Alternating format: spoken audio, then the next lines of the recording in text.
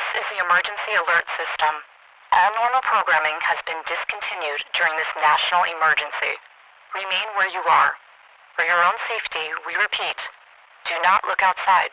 Do not look at the sky. Do not make noise. Do not leave your shelter. Do not generate any more heat or light than is absolutely necessary for your survival. Your cooperation is vital to your survival. To personnel with Delta 6 clearance, Blue 12 procedures are in effect.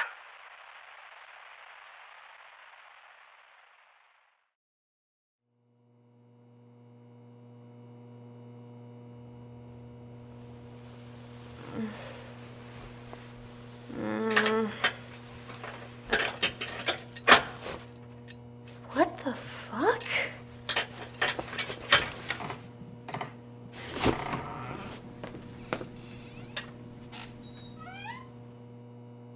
I can tell you're awake. Being so still gives it away. I am sorry I hit you. You pulled a gun on my daughter. I lowered my weapon the second I saw her. How could I know that it wasn't a trick? So you knocked me out with... I am sorry. We were out looking for supplies when we ran into you, and I didn't mean to hurt you, but I couldn't take the chance. You had a gun. You snuck up behind me. And I am sorry. It's been chaotic here. You're kidding. Why am I handcuffed? I don't know you. I have a child to protect. Why didn't you just leave me? Why bring me here? So you could have been raped or killed? No. Allah would never forgive such mercilessness. For better or worse, you had to come with us. You think God is going to save us from this? Maybe. Maybe not. But he's spared my daughter and I so far, and for that I am grateful. So what are you going to do with me? Untie you. Eventually. What? Once you know if you can trust me? That's right. You had a gun and a bag of ammunition. Yes. I'm protecting myself. There are crazy people out there who might ambush me from behind. There are crazy people out there doing unspeakable things. Bands of people roaming the tunnels. I am not one of those people. I was scared, and all I could think about was protecting my daughter. I am sorry. I am not going to hurt you. And I'm not going to hurt you either. I've run into some of those people in the tunnels too.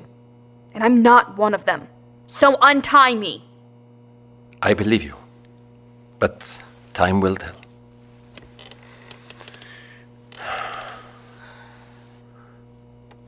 Is your girl okay? Yes, thank you. Saria, you can come out now. It's all right. This is my daughter, Saria.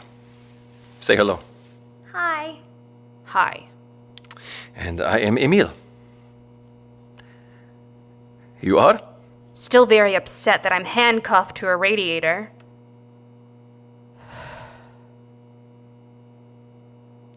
Sharon. My name is Sharon. It's nice to officially meet you, Sharon. Again, my apologies for our rough start. How long have I been unconscious? And where are we? We're underground. In the subway office under Grand Central. We brought you here a few hours ago, but we've been hiding down here since the phenomenon arrived. The phenomenon. Is there any new information? No, just the same alerts, hour after hour. Don't look outside or look at the sky. Don't make noise. And you two have been down here the whole time? We stayed in our apartment for the first few days before we needed to leave for some more supplies. We encountered some unpleasant people along the way and had to retreat to this office. Aside from a few trips into the station for food and water, we've been here ever since. We were lucky to find this place. Underground, no windows, thick doors. Yeah. New York sure went to shit pretty quickly, huh? Indeed. What about you? How did you survive? I got the alert just like everyone else. If they send an alert like that, they aren't fucking around. I couldn't risk getting stuck in my building, so I took my bug-out bag and got underground. I've been navigating New York by tunnel since, trying to find some kind of surviving authority. You've been in the tunnels the whole time? How did you survive? You ever been to a war zone, Emil? No, I haven't. Well, I have. A couple, actually. You learn how to be careful, how to not die. Not even a war zone could have prepared you for this, for those things in the sky. No. I assume you've seen the dead? The people who look into the sky, I mean. Yes. Many of them, or what's left of them. It's... Saria, go listen to your headphones, please. Okay. It's like all the blood is sucked out of their bodies. Just a glimpse of those things and you're an instantly shriveled corpse. Yes. I'm not sure where it all goes, but we've seen the same. It happens immediately. One glance and... Quiet.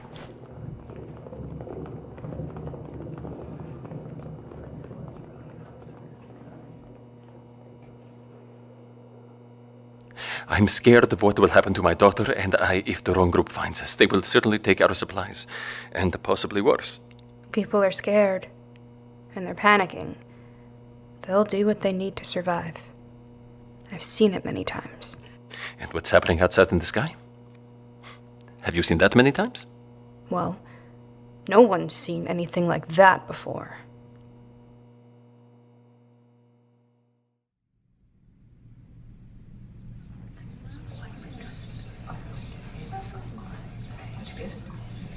So, Professor Walters, are you going to tell us why you have a bunker under the culinary building? Listen, I know a lot of you, are angry that I haven't told you what this place is or why it was built, but like I said, it's kind of a long story. We have time. It was a government job, right? You can tell from the construction. Everything's up to code. There's ventilation and a water supply. There's an emergency exit. And obviously all the appliances came from the lowest bidder. Are you a secret agent or something? Henry, just tell them. Okay, fine. This is very confidential, but I suppose you're all in the thick of it now. I'm part of a secret government organization called The Project. We're 26 specially trained individuals working with the US government. We were positioned all over the globe, Japan, Europe, here in the US, and each given a specific assignment for safeguarding humanity in the face of a globally cataclysmic event. So you are a secret agent? No, I'm just a professor, but I was given an enormous responsibility. What? What's your specific assignment? Protecting this bunker. What do you mean? What you have to understand from the outset is that this place was purely precautionary. Nobody ever expected it to be used, much less for it to be used within my lifetime or for so many people. Alex is right about this being a government facility. I knew it. But the door at the back isn't an emergency exit. What is it? Who's heard of the Svalbard Vault? It's the seed place. Exactly. It's a secure underground facility that holds an enormous bulk of seeds. If the world were to experience a major disaster, an asteroid collision, thermonuclear war, irreversible climate change, we might suddenly lose a large portion of the seeds necessary to plant the crops for the next year to sustain us. So, what does the seed place have to do with this place? This place is part of a government initiative based on the same idea: to preserve the necessary materials to ensure the long-term survival of the human race. But this facility isn't for storing seeds. It's for storing knowledge. What kind of knowledge? Well, all of it. It's a server, isn't it? A huge server with every book on it. Not a server, Alex. A whole farm of them. And not just books. We saved everything here. Literature, technical manuals, textbooks, every form of printed work that will or might be or won't be needed. From VCR manuals to step-by-step guides for brain surgery. Everything ever written is stored in there, complete with all illustrations, diagrams, and readouts. Beyond that door is a room with 50 servers, 2 master control computers, and the sum total of all human knowledge. It's what we were charged with protecting. It's why we're here. All of us. We realized a long time ago that if we were alone here, there was a good chance we'd be killed by whatever was left out there. So without the government's say-so, we privately agreed that if the day ever came, we'd save as many people as we could. So that there would be others to guard this trove, and to see that it's kept for the time after.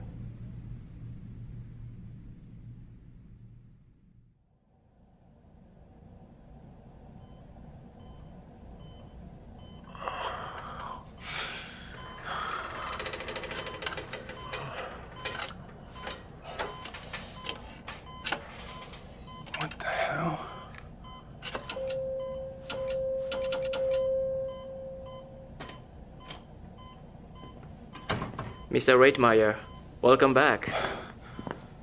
Where am I? Who are you? Mr. Reitmeyer. Victor. Victor.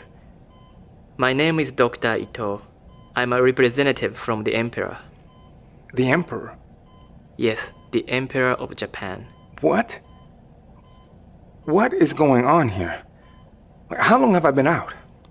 There has been an event, and you are in a secure facility here in Japan. What kind of event? Did people get hurt?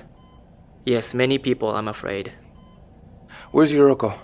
She's working. Miss Koike is safe, and you'll be seeing her soon. How soon? Why am I locked up? Tomorrow. You'll only be secured for one more day. All the companions brought in must undergo a thorough delousing and a battery of tests before we can let you rejoin your advocate. As of this morning, the primary cultures were ready, and you and others who aren't carriers of a specific list of unacceptable diseases will be allowed out into the facility. Well, what's the delay? If I pass the test, then why am I still locked up? We are very careful here. We have a backup panel of cultures that were taken, just in case the first panel missed something. With the primary passed, the secondary is mostly a formality, so I'm confident you'll be reunited with your advocate tomorrow. And then what? And then, Victor, you survive. Was that in doubt? More than you think, given the current situation. What is the current situation? And what are we hiding from? What is this event? War? No, this was an external event. Something mankind didn't do, and without certain precautions, couldn't have survived. Victor, this will come as a shock, and there's no way to break this gently, so I won't patronize you. Within 24 hours of your entrance to the facility, the world was devastated by an event which we estimate has killed, at this point, more than 90% of the world's population. What? So, it's likely everyone I know, except Yuriko. Yes, unfortunately. What was it? An asteroid? A solar flare? No, nothing so mundane.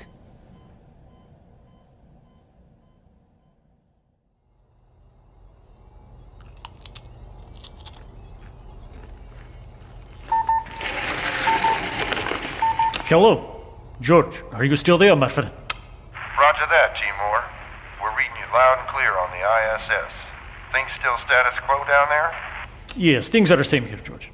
Is there anything new from the US or Japan? Indeed there is. The US has updated their emergency broadcast. There's some code phrase at the end, but nothing anyone in California understands. Delta something. What did Japan say about this? Japan's official representative had no comment as usual. I thought they'd seem surprised by the news, but who's to say? Did they have any updates about Tokyo? No, they were tight-lipped as usual.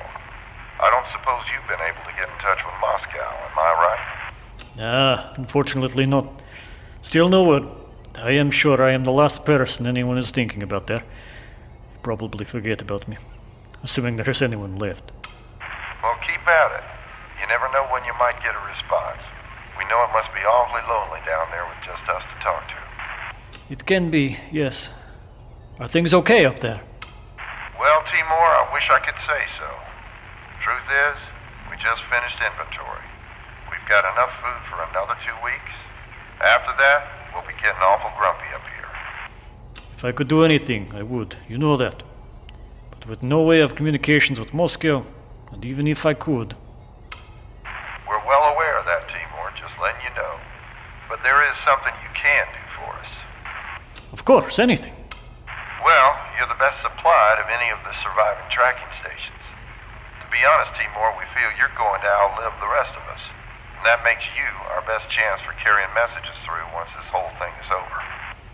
Do not say that, my friend. I'm sure that some government somewhere is working on the way to clear our skies of these things. And once that is done, I'm sure they will bring you home. That's awfully nice of you to say, Timur. But well, we've detected a few things up here that make us think otherwise. When we go over the South Pacific, the radiation detectors go nuts. We think that somebody used a nuke. A nuke? Why would someone nuke the South Pacific? It's an uninhabited area of the South Pacific. We assume they're trying to kill those things in the sky, but radar still puts coverage of them over that area unchanged. So the nuke did nothing? It would seem so. But even if it did something, they still move right back into the area, unaffected by the radiation. When was this? When did you detect the radiation? Truth be told, we're not quite sure. The indicator on that panel had burnt out. We were doing a maintenance check over the Atlantic when we noticed and repaired. And then we got over the Pacific and the thing lit up like a damn Christmas tree. We were still talking with the university in the U.S. at the time and gave them the data. They're crunching the numbers and seeing how long ago it was, checking decay rates and all that. We'll let you know on the next pass if they're finished. Fair enough. 30 seconds until you are gone. Roger that. And as for those messages? I am hopeful it does not get to that point. But I am happy to help you and your crew however I can, George.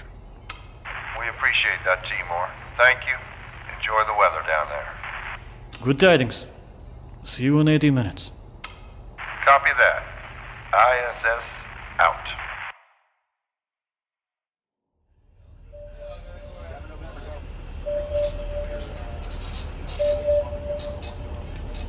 Three VLF messages in as many days. Jesus Christ. At least we know we're not the last people on Earth, right, XO? Yes, indeed, Captain. What's this one say?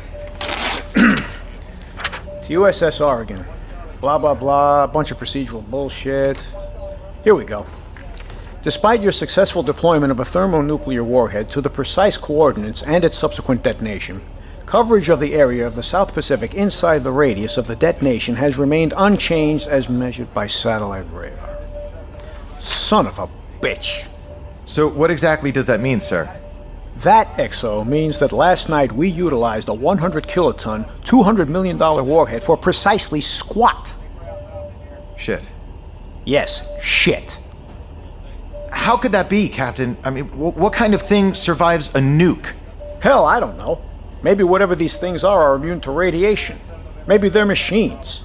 Maybe they're indestructible, or maybe they're ghosts. How the hell should I know? So what are our new orders, sir? Let's see. Proceed at flank speed to such and such coordinates and... Holy hell. We're putting ashore. Sir? Subpen. They've got a damn subpen. A subpen, sir? It's a goddamn covered offshore dock. Concrete and steel. Meant to be a reload and resupply facility in wartime. Haven't been put into practice since World War II, and then by the goddamn Nazis. Where the fuck did Comsopac dig up a motherfucking pen? An indoor dock? I think we should be glad they did, sir. Hell yes, I am. I was beginning to worry. All this shit they've thrown at us. Don't use the periscope. Don't put men on deck when you surface. All exterior repairs to be done at night by divers out of hatches. And then they finally give us the story about some strange clouds from space killing people who so much as look at them, and then they have us nuke someplace in the empty ocean.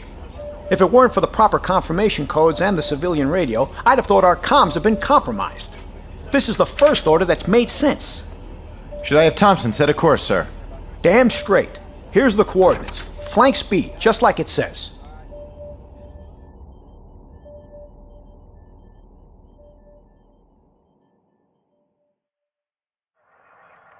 This is a unique phenomenon we're dealing with, sir.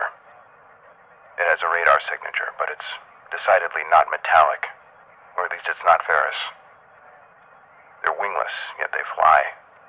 They do not seem to consume anything, neither flesh nor fuel, yet they're highly active. We cannot observe them directly or indirectly, nor touch them without dying. They seem to react like a predator, hunting by sight, sound, movement, heat. They're patient, seeming to interlock and form cocoons over buildings and vehicles that emit signs of life, waiting for an entrance, waiting for a gap, for a way in. They do not conform to anything we've previously encountered, biological or technological. They do not stop when hit with any form of weaponry. After attempting every method of communication and combat, we've learned exactly nothing of use. We've utilized agents all over the globe to preserve and isolate pockets of survivors as best we can. Most major cities have 1 or 2 confirmed populations of survivors, notably large in cities with major underground rail installations. New York, London, Moscow, Seoul, Shanghai, Beijing, Tokyo, Paris, though some of them are not in the most organized or civilized fashion. Mr. President, it's at this point that we've exhausted all options except some attempt at surrender, which we currently do not know how to do, or if it's even possible to do so.